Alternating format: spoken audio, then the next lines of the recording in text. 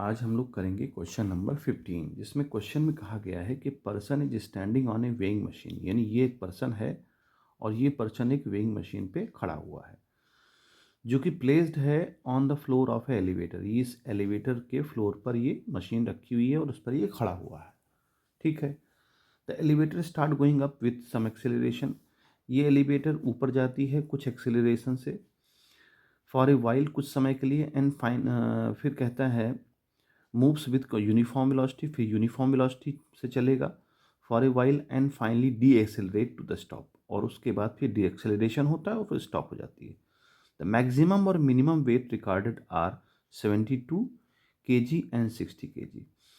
जो उसका maximum weight है वो 72 kg रिकॉर्ड किया जाता है और मिनिमम 60 kg रिकॉर्ड किया जाता है। Assuming that magnitude of the acceleration and deceleration are the same, find true weight of the person and magnitude of the acceleration. G की वैल्यू 9.9 दे रखी।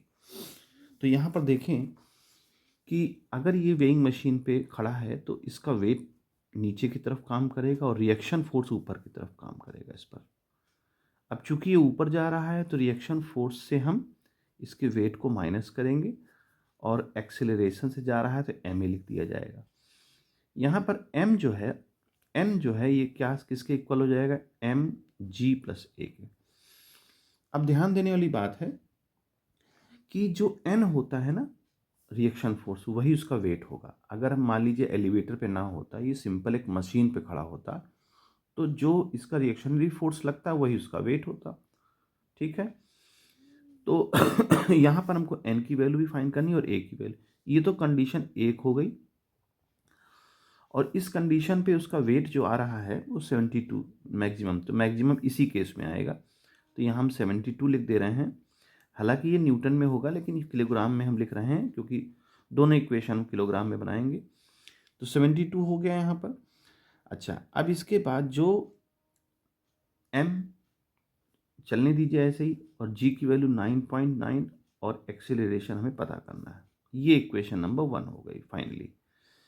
इसके बाद जब डी एक्सेलरेशन करती है तो उस केस में क्या हो जाएगा? N minus m g is equal to minus m a. Minus m a क्यों लगा रहे हैं? क्योंकि डी एक्सेलरेशन हो रहा है तो ए की वैल्यू नेगेटिव हो जाएगी। लिहाजा एन की वैल्यू तब कितनी आएगी? तो एम जी माइनस ए। ठीक है। इस केस में उसका जो वजन है वो 60 kg आता है तो 60 लिख दिया हमने। एम जी की वैल्यू 9.9 और माइनस ए। ये इक्वेशन नंबर 2 हो गई। अब हमारे पास दो इक्वेशंस हैं। इन दोनों इक्वेशंस को हम डिवाइड कर दें तो क्या मिलेगा हमको? 72 divide by 60 is equal to, mass mass cancel out हो जाएगा, 9.9 प्लस ए और 9.9 माइनस ए। अगर हम 9.9 को जी मान लें फिलहाल कैलकुलेशन के लिए तो इसको हम जी लिखेंगे, इसको भी जी लिखेंगे। क्रॉस मल्टीप्लाई करने से पहले हम इसको कट भी कर सकते हैं। ये कट जाएगा, पहले तो हम 2 से ही काट दें, 30 आएगा। 2 3 जा 6, 2 6 जा, अब ये 3 से कट जाएगा, 10 आएगा, 12, फिर 2 से 2 5 जा, 2 6 जा, यानी कि 6/5 is equal to ji plus ए। अभी जी की वैल्यू हम ना रखें, सॉल्व कर लें। क्रॉस मल्टीप्लाई करेंगे तो आ जाएगा 6g minus 6a, 5g plus 5a। यहाँ पर देखें अगर हम तो ये 6g है, यहाँ से माइनस हो जाएगा तो ये बचेगा g is equal to 11a। ठीक है। और 11a की वैल्यू 9.9 है तो अगर हम इस सॉरी ये g की वैल्यू 9.9 है और 11 इंटू ए हमें फाइंड करना है तो 9.9 में 11 का डिवाइड कर देंगे हम, तो ये आ जाएगा हमारा 0.9 मीटर पर सेकंड स्क्वायर। यही इसका आंसर है। अब हमको पता करना है रिएक्शन फोर्स। रिएक्शन फोर्स हम पता कर लें या एम जी पता कर लें, चाहे एम एन पता कर लें या एम जी पता कर लें, तो हमें ट्रू वेट इसका पता चल जाएगा। तो देखिए इसी इक्वेशंस को हम देखते हैं। हमारे पास इक्वेशन क्या थी? पहली वाली 72 is equal to m a और एम जी। हमने एम का मल्टीप्लाई अंदर कर दिया है। ठीक है। m का मल्टीप्लाई कर दिया, इसको हमने g मान लिया है, 9.9 नहीं रखेंगे नहीं तो कन्फ्यूज़न होगी।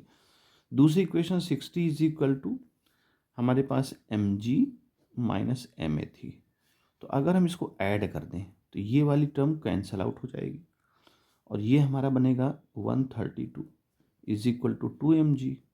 अगर mg हम पता कर लें तो हमें वेट पता चल जाएगा इसका, तो 132 से जब डिवाइड करेंगे तो 66 kg आएगा।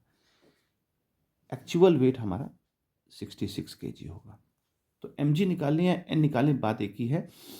mg जो है रिएक्शन फोर्स, सॉरी mg जो इसका वेट है वो आएगा 60 kg और एक्सीलरेशन इसका आएगा 0.9। इस तरह से इस क्वेश्चन को सॉल्व